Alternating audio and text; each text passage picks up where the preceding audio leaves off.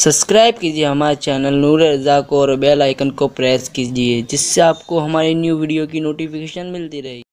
मेरे प्यारे आका सल्लल्लाहु अलैहि वसल्लम के गुलामों, आइए अब थोड़ी देर जरा कब्र की सैर करते हैं। आपने बागों की सैर तो की होगी, आपने शहरों की सैर तो की होगी। आओ जरा तसव्वुर की दुनिया में हम थोड़ा कब्रों की सैर कर लेते हैं। ये कब्रें क्या है? अल्लाह अल्लाह, ये कब्रें वो हैं जहाँ रिश्तेदारियाँ नहीं देखी जाती, जहाँ इंसान के चेहरे नहीं देखे जाते, जहाँ इंसान की खूबसूरतियाँ नहीं देखी जाती, जहाँ इंसान के हुस्न नहीं देखे जाते। अल्लाह अकबर, कब्र में तो छोटी छोटी बातों पर भी अजाब दिया जाता है। बेशुमार ऐसी कब्रों का जिक्र अहादीस में मिलता है। किसी कब्र पर, कब्र वाले पर सिर्फ इसलिए अजाब हो रहा था कि वो पेशाब के छींटे से नहीं बचता था। थोड़ी तवज्जो करना, थोड़ा गौर करना। रातों को जिना के अड्डों की तरफ कदम बढ़ाने से पहले, नरम गद्दों पर लेटकर जिना के मनाजिर देखने से पहले, कानों में ईयरफोन लगाकर गाने सुनने से पहले, किसी औरत पर बदनजरी करने से पहले थोड़ा तसव्वुर कर लेना। आखिर कब्र है, आखिर कब्र है। इंसान कितनी ही तदबीर कर ले, आखिर कब्र है। और ये कब्र क्या है? कब्र कैसे कैसों को दबाती है, कैसे कैसे। मैं और आप तो कोई शुमार ही में नहीं, अपनी तो कोई हैसियत ही नहीं। मैं थोड़ी सी एक हदीस पर आप सबकी तवज्जो चाहता हूँ। बड़ी मशहूर हदीस है, सिहा में मौजूद है, उस पर आपकी तवज्जो चाहता हूँ। और आपने उसको किसी दूसरे बाब के अंदर सुना है, मैं उसको किसी दूसरे बाब में जिक्र करना चाहता हूँ। और आप सब की तवज्जो। हम सोचते हैं अल्लाह करीम है यार, कब्र में क्या होगा, बल्कि हम तो शेर पढ़ते हैं ना, कब्र में लहराएंगे ता हश्र चश्मे नूर के। मैं भी पढ़ता हूँ, आप भी पढ़ते हैं, लेकिन याद रखना ये शेर पढ़ने के हक उनको थे जिनकी तहज्जुद भी फौत नहीं होती थी। ये शेर पढ़ने के हक उनको थे जिन्होंने जाने तो दे दी मगर सुन्नतों के खिलाफ अमल नहीं किया। ये शेर पढ़ने के हक उनको थे, अल्लाह अकबर, जिनकी निगाहें कभी नहीं उठी। जानते हैं जिस इमाम ने ये शेर कहा है ना, कब्र में लहराएंगे ता हश्र चश्मे नूर के, जलवा फरमा होगी जब तलअत रसूलुल्लाह की।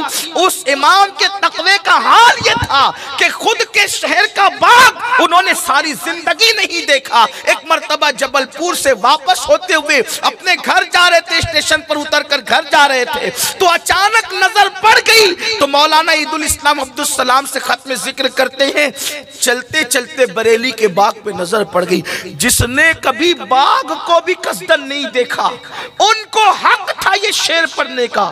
जो हीरो हीरोइन को नंगा नाचते देखे, उन्हें क्या हक है ये शेर पढ़ने? आप मुझे बताएं। आज अपने अमाल पर नजर करें, अपने अमाल पर नजर करें, और उसके बाद फिर अपनी बड़ी बड़ी बातों को देखें। आज मेरा जवान अल्लाह वालों से सुनी हुई बातों को अपनी जबान से दोहराता है। यार हम जन्नत में नहीं जाएंगे तो कौन जाएगा? जन्नत तो अपने बाप की है। ऐसा लगता है जैसे बाप से खरीदवा करके बुक करा रखा है। जिसको ये हक था कि जन्नत मेरे बाप के कहने का, वो सैयदा तैयबा ताहिरा मखदूमा कायनात सैयदा फातिमा ज़हरा अपने मुसल्ले पर रोया करती थी अल्लाह की खशियत से। और यहाँ कुछ भी जिंदगी में नहीं, ना अल्लाह के लिए रोना, ना अल्लाह के लिए अमल करना। मस्जिदें वीरान कर दी, हम जन्नत में नहीं जाएंगे तो कौन जाएगा? माँ बाप को दुख दे रहे, हम जन्नत में नहीं जाएंगे तो कौन जाएगा?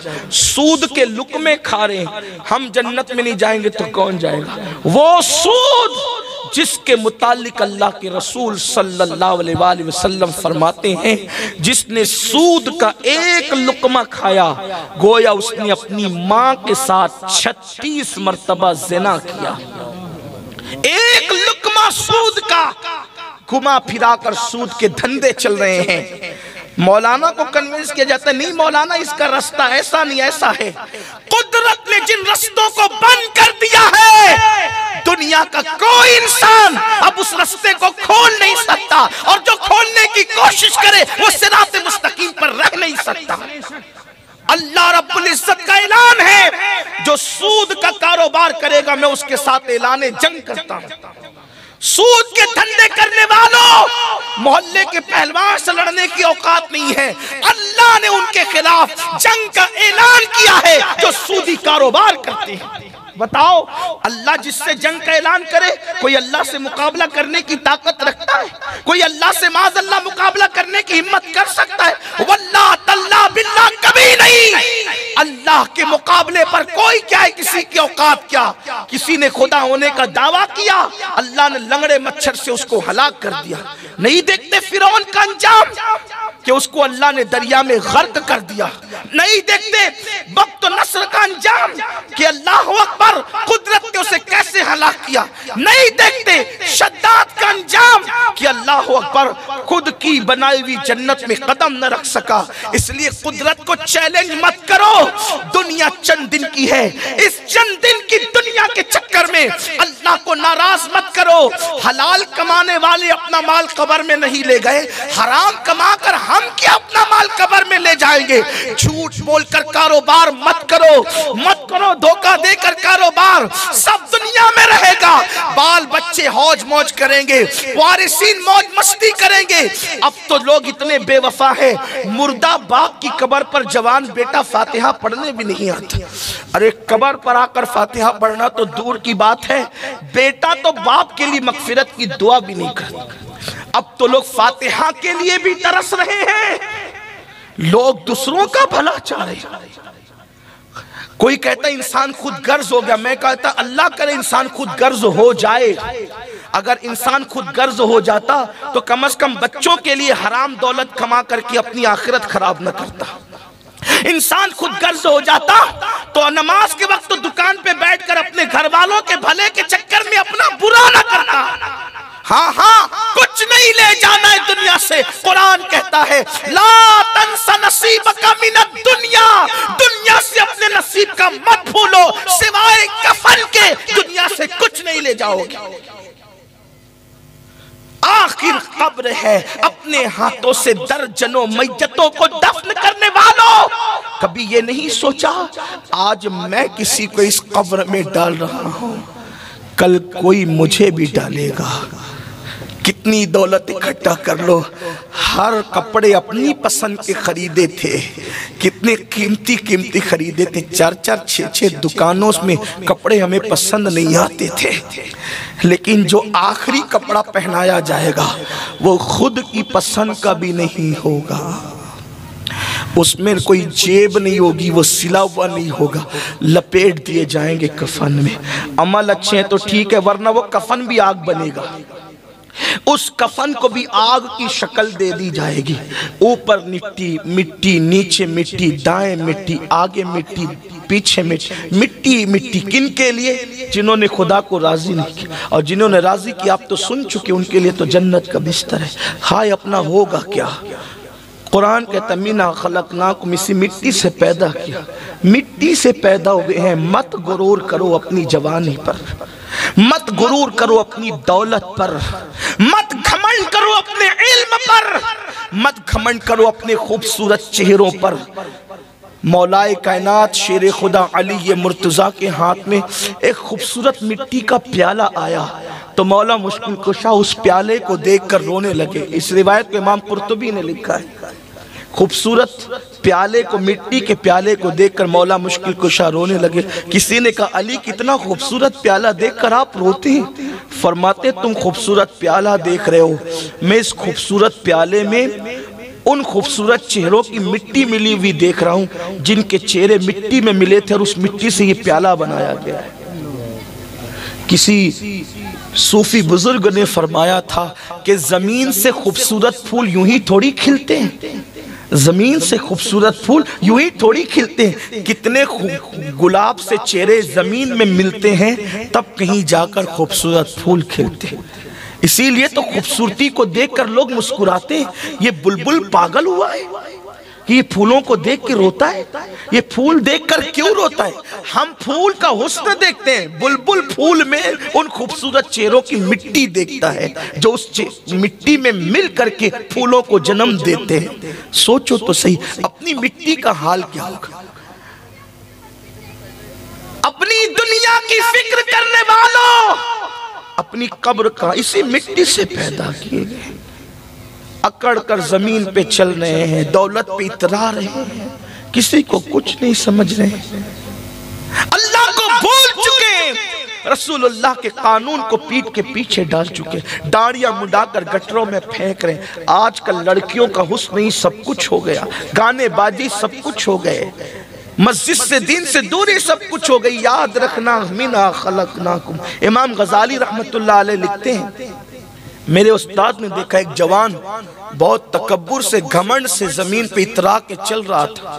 آج کل کے لڑکے بڑے گھمنڈی طور پہ چلتے ہیں، ایئرپورٹ پہ دیکھیں، اسٹیشن پہ دیکھیں، وہ کچھ اگر ان کے بازو تھوڑے سے موٹے ہو جائیں نا، مسل ان کے اگر پھول جائیں تو اس پر پتیاں پھول خدا جانے کیا کیا بناتے، اس پر بھی اور پھر کمر پر بھی۔ اب تو کمر بھی کھول کے چل رہے ہیں کہ دیکھیں کہ میں کتنا خوبصورت ہوں۔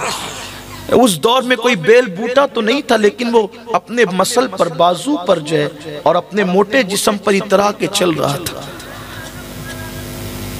امام غزالی کہتے ہیں میرے استاد نے کہا بیٹے اکڑ کر مت چل، اکڑ کر چلنا زیب نہیں دے، تکبر صرف اللہ کی شان ہے، بندے کے لیے اس کی اجازت نہیں ہے۔ لیکن وہ جوان ہی کیا جو بات سن لے، جوان تو اپنے آپ کو دل ہوشیار سمجھتے ہیں نا، پلٹ کر کہا آپ نہیں جانتے میں کون ہوں، اپنی اصلاح کرنے کی بجائے کہتا ہے آپ نہیں جانتے میں کون ہوں۔ وہ امام غزالی کے بھی استاد تھے، پلٹ کر کہا بیٹے اچھی طرح جانتا ہوں تو کون ہے، بہت اچھی طرح جانتا ہوں تو کہا بتائے میں کون ہوں۔ فرمایا سن، تیری ابتدا منی کا ناپاک قطرہ ہے، نطفہ ہے تیری ابتدا، اور تیری انتہا قبر کی سڑی ہوئی مٹی ہے، یہی تیری حقیقت ہے۔ جو ناپاک قطرے سے پیدا ہوا ہو اور قبر میں بدبودار مٹی بن جائے، اسے اکڑ کر چلنے کا حق کیا ہے؟ اگر خدا کو راضی نہ کر سکے تو کتے کی مٹی میں اور انسان کی مٹی میں فرق کیا ہے؟ انسان اگر خدا کو راضی نہ کر سکا تو جانور سے بہتر نہ ہو سکا، اور اگر خدا کو راضی کر لے تو اللہ اسے فرشتے سے بہتر مرتبہ عطا کر دیتا۔ اس کی رضا کی بات ہے، اگر گھٹے تو فقط مشت خاک ہے انسان۔ انسان کی حقیقت کیا ہے؟ اگر گھٹے تو فقط مشت خاک ہے انسان، اور اگر بڑھے تو اس عطے کونین میں سما نہ سکے۔ بڑے تو پھر کونین کی وسعت سمٹ آتی ہے اس کے وجود میں، اتنا بڑا ہے، اور گھٹ جائے، کردار اچھا نہ، اخلاق اچھا نہ، بولی اچھی نہ، جو ماں بہن کی گالیاں دیتے ہو انہوں نے خدا کو کب منانا ہے؟ غریب نواز کا مہینہ شروع ہو گیا، عرس کے ایام شروع ہو گئے۔ سرکار غریب نواز اپنے ملفوظات میں کہتے ہیں جس نے کسی مومن کو گالی دی توبہ سے پہلے مر گیا تو مجھے ڈر لگتا ہے کہ کہیں وہ کافر ہو کر نہ مرے، اس کا ایمان نہ۔ کتنی مومنوں کو تو اپنی جگہ ہے، خود کی بیوی کو لوگ گالی دیتے ہیں، ماں بہن کی گالیاں بیوی، اور اسی کو مردانگی سمجھتے ہیں۔ مردانگی گالی دینے کا نہ، وہ بزدل ہے جو بیوی کو گالی دیتا ہے، وہ بزدل ہے جو بیوی کو مارتا ہے۔ مردانگی کس سے کہتے ہیں پتہ ہے؟ جانے مردانگی کی طرف دیکھو، ام المومنین حضرت عائشہ صدیقہ فرماتی ہیں کہ میرے نبی نے اپنی بیویوں میں کبھی کسی بیوی کو ڈانٹا تک نہیں، کسی کو نہیں ڈانٹا، بلکہ الٹ ہم یہ کرتے تھے، خود ہی لڑتے تھے، ناراض ہو کے بیٹھ جاتے تھے، حضور ہمیں منانے کے لیے تشریف لایا کرتے تھے۔ یہ حضور کا کردار ہم سب بھول گئے۔ تو بات دور نہ نکل جائے، عرض کر رہا تھا کہ قبر میں کون کون کس کس عالم میں رہا، اور واللہ یہ صرف عبرت کے لیے ہے اور کوئی بات نہیں۔ ایک حدیث پاک آپ نے وہی بار بار سنی ہے، ایصال ثواب کے باب میں، تھوڑا سا اس کو دوسرے پیرا ہے۔ حدیث کا یہ معجزہ ہے، اعجاز ہے حدیث کا، کہ حدیث کو آپ جس اینگل سے دیکھیں گے اس میں سے آپ کو عبرت کا وہ پہلو نکلتا ہوا نظر آئے۔ میں سوچتا ہوں جب غالب اور اقبال کی شاعری میں اتنی معنویت ہے تو حضور علیہ السلام کا کمال کی معنویت کا عالم کیا ہوگا؟ میرے امام کہتے ہیں فصحا عرب کے بڑے بڑے تیرے آگے یوں ہے دبے لچے، کوئی جانے منہ میں زبان نہیں بلکہ جسم میں جان نہیں۔ غافل ہو کر بیٹھے ہیں، غیبت کر رہے ہیں، چگلیاں کر رہے ہیں، حرام کھا رہے ہیں، ریاکاری کے طور پہ نمازیں پڑھ، لوگ پہلے تو پڑھتے نہیں، پڑھتے تو دکھاوے کے لیے پڑھتے، اللہ ماشاءاللہ، غسل بھی صحیح نہیں ہے، وضو بھی صحیح نہیں ہے۔ وہ حدیث پاک سن لے جس کو بطور مفہوم عرض کر رہا ہوں۔ ایک صحابی ہے، ان کا نام حضرت سعد ہے، ایک صحابی رسول، ان کا نام سعد ہے، سعد. اور وہ سعد ایسے صحابی ہیں جن کو اللہ کے رسول صلی اللہ علیہ وآلہ وسلم نے سید الانصار کا لقب عطا فرمایا.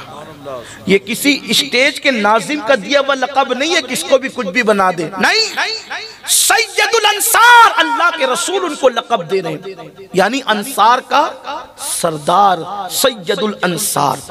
ان کو خوش نصیب صحابی تھے، ان کا وصال اللہ کے رسول علیہ السلام کی ظاہری حیات میں ہو گیا. جب ان کے انتقال کی خبر آئی اللہ کے رسول صلی اللہ علیہ وآلہ وسلم کے پاس، تو اللہ کے حبیب علیہ السلام نے صحابہ کو فرمایا کہ اے میرے صحابہ، جس سعد کی میت کی انتقال کی خبر تم لے کر کے آئے ہو، تھوڑی دیر پہلے جبریل نے مجھے بتایا کہ جب ان کی روح لے کر، ایک توجہ پہ توجہ کرنا، جب ان کی روح لے کر فرشتے بڑھے تو ان کی روح کو دیکھ کر عرش جھومنے لگا خوشی سے. عرش پر دھومیں مچے، وہ مومن صالح ملا. عرش پر دھومیں مچے، وہ مومن صالح ملا. فرش پر ماتم رچے، وہ طیب و طاہر گیا. واسطہ پیارے کا ایسا ہو کہ جو سنی مرے، یوں نہ فرمائے تیرے شاہد کہ وہ فاجر گیا. بندہ ملنے کو قریب حضرت قادر گیا، لمعے باطن میں گمنے جلوے ظاہر گیا. ان کی روح کو دیکھ کے عرش خوشی سے جھوما. پہلی چیز صحابیت.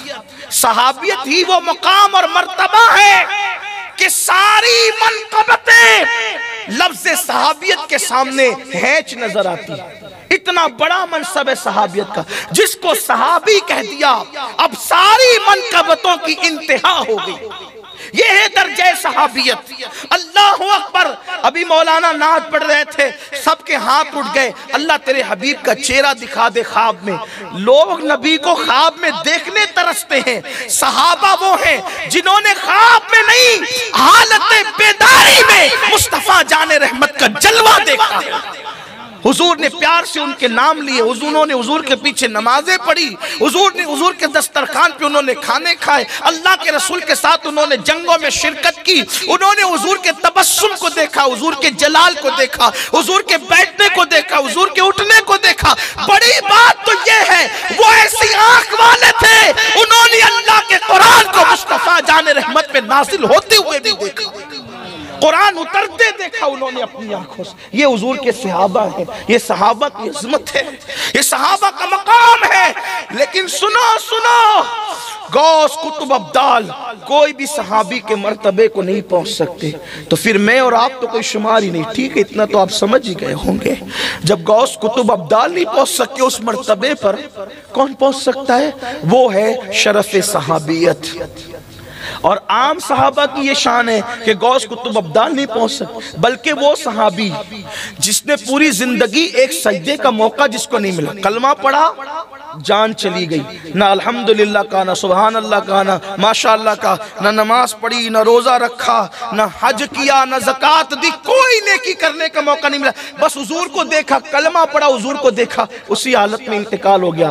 اب کوئی غوث قطب بھی اس صحابی کے درجے کو نہیں پہنچ سکا جس نے ایک مرتبہ دیکھا، ایک بار جس مسلمان نے دیکھا انہیں ایک نظر، اس نظر کی بصارت پہ لاکھوں سے.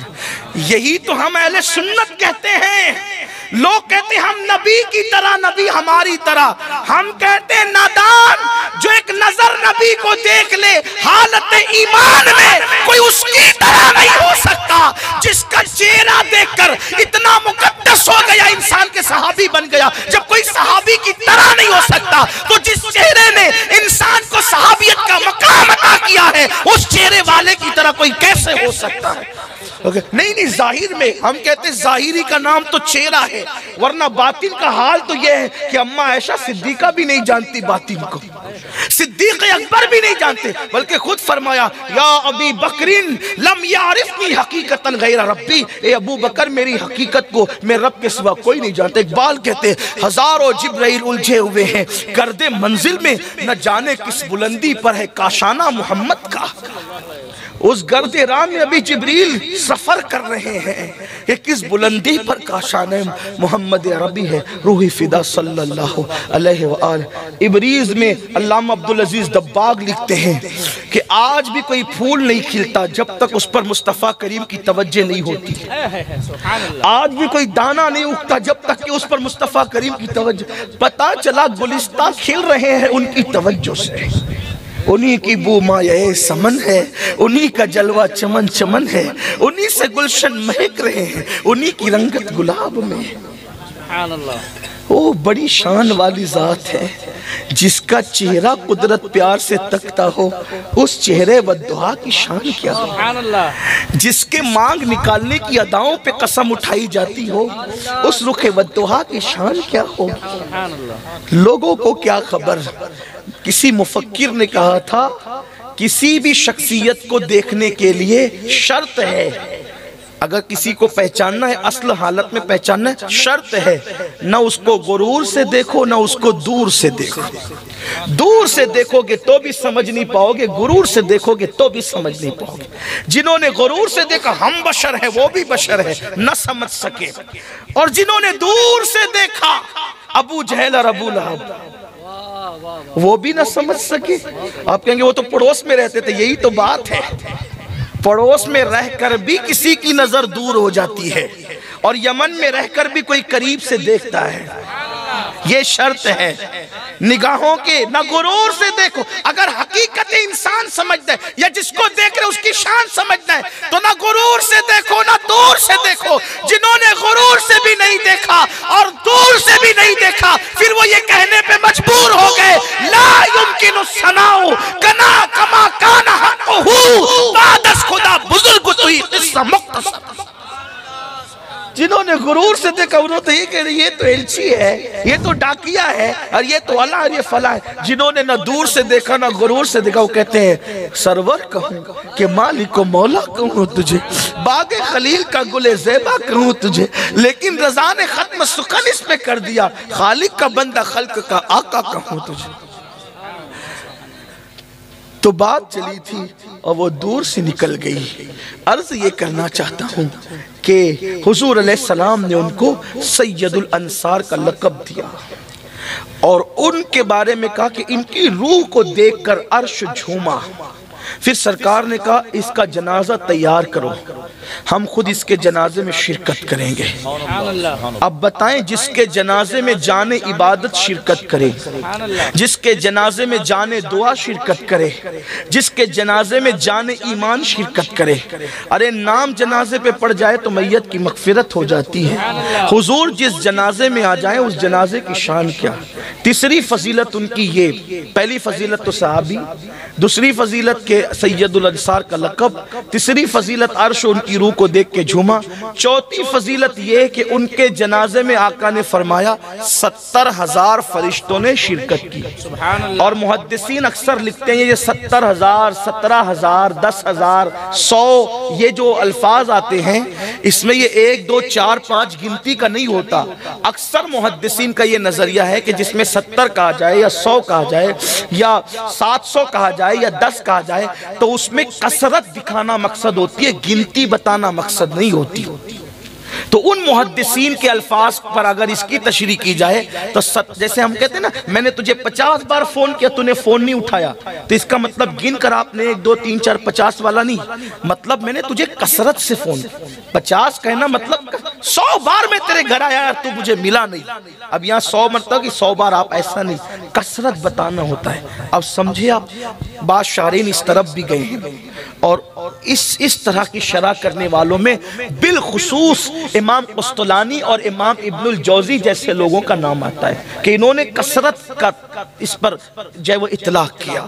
کثرت آقا فرماتے 70,000 لوگ فرشتوں نے اس کے جنازے میں شرکت کی، یعنی کثرت سے فرشتوں نے شرکت کی۔ ٹھیک 4 فضیلت۔ 5ویں فضیلت یہ کہ حضور نے خود شرکت کی۔ واللہ فرشتوں کا جنازے میں آنا اتنی فضیلت نہ تھی جتنا حضور کا جنازے میں آنا فضیلت تھی، کیونکہ اب کسی اور کے جنازے میں بھی تو فرشتے آ سکتے ہیں لیکن یہ شان کہ حضور جس کے جنازے میں آئے۔ یہ فضیلت خاص ہے. لیکن اب سنو اور دل کے کانوں سے سنو, ایمان لگتی بات سنو. سنیو, بہت غافل ہو گئے, بہت غافل ہو گئے. نمازوں کا حال یہ ہے کہ جمعہ میں بھی خطبے کے ٹائم پہنچتے ہیں, اور غرور اور گھمنڈ کا حال یہ ہے کہ ہم جنت میں نہیں جائیں گے تو کون جائے. مجموع الزوائد کی روایت ہے, جنت لکھا کر نہیں لائے ہو. اللہ کے رسول صلی اللہ علیہ وآلہ وسلم فرماتے ہیں, جو اپنے آپ کو قطعی اور یقینی طور پہ جنتی سمجھے, میں محمد اعلان کرتا ہوں کہ وہ جہنمی ہے. جن کو جنت کی بشارتیں دی گئی وہ مصلی پہ روتے, جن کے بستر پہ قرآن نازل ہوا وہ مصلی پہ روتے, اور جن کو کلمے کا کہ صحیح تلفظ یاد نہیں ہے وہ مغرور ہے کہ ہم جنت میں نہ جائیں گے تو کون جائے گا. کس بلا کی میں سے ہے سرشار ہم, دن ڈھلا ہوتے نہیں ہوشیار ہم. آؤ سنیو, اللہ کی بارگاہ میں پلٹو. حرمت والا مہینہ شروع ہو گیا ہے, ماہ رجب کا مہینہ شروع ہو گیا. ڈرو اللہ سے, پلٹو اللہ کی طرف, رجوع کرو اللہ کی طرف. سعد رضی اللہ تعالیٰ کے جنازے میں حضور نے شرکت کی. المختصر یہ حضرت سعد کو قبر میں رکھ دیا گیا, حضرت سعد کو قبر میں رکھ دیا گیا, مٹی برابر کر دی گئی. صحابہ بیٹھ گئے, اللہ کے رسول قبر پر کھڑے رہے. حضور علیہ السلام قبر پر کھڑے تھے. کھڑے کھڑے صحابہ نے دیکھا حضور علیہ السلام کے چہرے پر کچھ افسردگی کے اور بظاہر غم کے آثار ظاہر ہوئے. چونکہ صحابہ کی عادت تھی وہ حضور ہی کو دیکھتے رہتے تھے, تو جب دیکھا کہ حضور کے چہرے پر بظاہر پریشانی کے آثار ہیں, صحابہ بھی پریشان ہو گئے. صحابہ کہتے پھر حضور نے کہا اللہ اکبر, اللہ اکبر, سبحان اللہ, سبحان اللہ, اللہ اکبر, اللہ اکبر. حضور نے تسبیح پڑھی, تکبیر پڑھی, اللہ کی حمد کی. پھر تھوڑی دیر گزری تھی کہ حضور علیہ السلام کا چہرہ خوشی سے کھل اٹھا. پہلے چہرے پہ افسردگی, پھر چہرہ کھل اٹھا. اگر مائیں اور بہنیں موجود ہیں تو ان کی بھی توجہ. پہلے چہرے پہ افسردگی, اس کے بعد چہرہ کھل اٹھا. صحابہ نے پوچھا آقا ہمارے ماں باپ آپ پہ قربان, یا رسول اللہ ہم نے دیکھا کہ آپ کے چہرے پر سعد کی قبر پر جب آپ کھڑے تھے تو افسردگی کے آثار تھے, پھر چہرہ کھل اٹھا. اب میرے آقا نے کیا جواب دیا سنیں, یہ چھٹی فضیلت. فرمایا تمہارے اس نیک بھائی پر, یعنی حضور جس کو نیک کہہ دیں, معجزہ میرے نبی کا کہہ دیا تو ہو گیا, آپ نے قطرے کو دریا کہہ دیا تو ہو گیا. حضور جس کو نیک کہہ دے, اب اس کے نیک ہونے میں کوئی شک نہیں ہے. جو ان کے نیک ہونے میں شک کرے, اب مجھے اس کے نیک ہونے میں شک ہے, چاہے وہ کتنا ہی نیک کہلاتا ہو. حضور نے کہا تمہارے اس نیک بھائی پر, یہ نیک حضور کہہ رہے ہیں. اور دوسری بات, تمہارے اس نیک بھائی پہ قبر تنگ ہو گئی تھی اور قبر اس کو چاروں طرف سے دبانے لگی تھی. اب سنیو, تھوڑا احساس کرنا.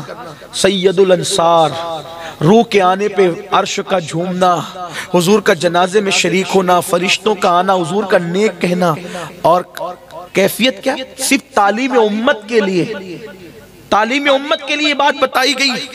کس کی بات ہو رہی ہے؟ کسی پیر کی بات نہیں ہو رہی ہے, کسی فقیہ کی بات نہیں ہو رہی ہے, کسی محدث کی بات نہیں ہو رہی ہے, کسی حاجی نمازی غازی کی بات نہیں ہو رہی ہے. صحابی رسول جہاں منقبتوں کی انتہائی گلدستہ ہے, اللہ کے حبیب فرما رہے تمہارے اس نیک بھائی پر اس کی قبر اس کو چاروں طرف سے دبانے لگی. حدیث پاک کا مفہوم ہے, قریب تھا کہ اس کی پسلیاں آپس میں دوسرے سے مل جاتی. یہ منظر دیکھ کر میرے چہرے پر افسردگی کے آثار ظاہر ہوئے. سنیو, سوچے تو کوئی ثابت کر سکتا ان کی نماز بھی چھوٹی تھی, کوئی ثابت کر سکتا ان کے چہرے سے داڑھی بھی منڈی تھی, کوئی ثابت کر سکتا ہے. اللہ اللہ, جن آنکھوں کو خدا پیار سے تکتا ہے, خدا ان کو کس پیار سے دیکھتا ہے جو آنکھیں ہیں محو لقائے محمد. میری قوم کے جوانوں سوچو, کس نیک ہستی کا ذکر ہو رہا ہے. غوث و خواجہ کی بات نہیں ہو رہی ہے, غوث و خواجہ جنہیں آقا مانتے ہیں, غوث و خواجہ جنہیں آقا. کتنی غفلت ہے, کس کا ذکر ہو رہا ہے؟ فرمایا تمہارے نیک بھائی کو قبر دبانے لگی چاروں طرف سے، اور یہ منظر دیکھ کر حضور کے چہرے پہ افسردگی کے آثار ظاہر ہوئے۔ آقا فرماتے ہیں میں نے اللہ کی تکبیر کر، اللہ اکبر اللہ اکبر اللہ اکبر، سبحان اللہ سبحان اللہ اللہ اکبر۔ حضور یہ منظر دیکھ کر پھر فرماتے میں نے تکبیر پڑھی، پھر اس کی قبر کشادہ ہو گئی، ان کا مسئلہ تو حل ہو گیا۔ اب صحابہ نے پوچھا، شارحین حدیث نے پوچھا، آقا اس کی قبر اسے کیوں دبا رہی تھی؟ قبر دبانے کی وجہ کیا تھی؟ کیوں قبر نے دبایا؟ آقا فرماتے کوئی بہت بڑی بات نہیں تھی، شخصیت بڑی ہے لیکن بات بڑی نہیں تھی، بس بات اتنی تھی کہ تمہارا یہ نیک بھائی پیشاب کے چھینٹوں سے نہیں بچتا تھا، پیشاب کے چھینٹوں سے نہیں بچتا تھا یہ تمہارا نیک بھائی۔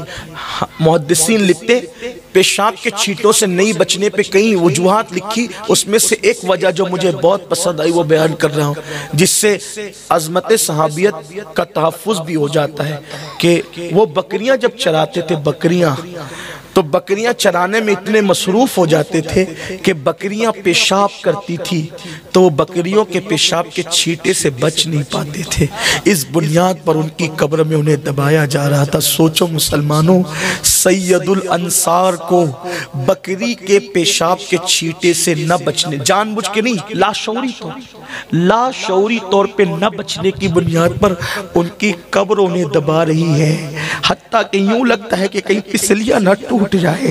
حضور یہ منظر دیکھ کر افسردہ ہو رہے ہیں، آپ مجھے بتائیں تو صحیح کہ پیشاب کے چھینٹے سے نہ بچنے کی بنیاد پہ قبر دبا رہی تھی، جو زنا سے نہیں بچتے ان کا کیا حال ہوگا، جو سود سے نہیں بچتے ان کا کیا حال ہوگا، جو بدنظری سے نہیں بچتے ان کا کیا حال ہوگا، جو لوگ غیبت سے نہیں بچتے ان کا کیا حال ہوگا، جو کانوں میں ایئر فون لگا کے گانے سنتے ان کا کیا حال ہوگا، جنہوں نے کبھی خدا کو یاد بھی نہیں کیا ان کا کیا حال ہوگا، جنہوں نے قرآن کو طاق کی زینت بنا دیا ان کا کیا حال ہوگا۔ سوچو، امام اہل سنت کہتے اندھیرا گھر اکیلی جان دم گھٹتا دل اکتاتا، اندھیرا گھر اکیلی جان دم گھٹتا دل اکتاتا، خدا کو یاد کر پیارے وہ ساتھ آنے والی ہے، ہائی اپنا کیا بنے گا۔ 10x10 کے کمرے میں اگر پاور بند ہو جائے، اے سی بند ہو جائے، پنکھے بند ہو جائے تو ہماری نیند کھل جاتی ہے، ہم اپنے کمرے میں ڈرنے لگتے ہیں، لیکن وہاں 10x10 کا کمرہ نہیں ہوگا، وہاں تو کروٹ لینے کو بھی جگہ نہیں۔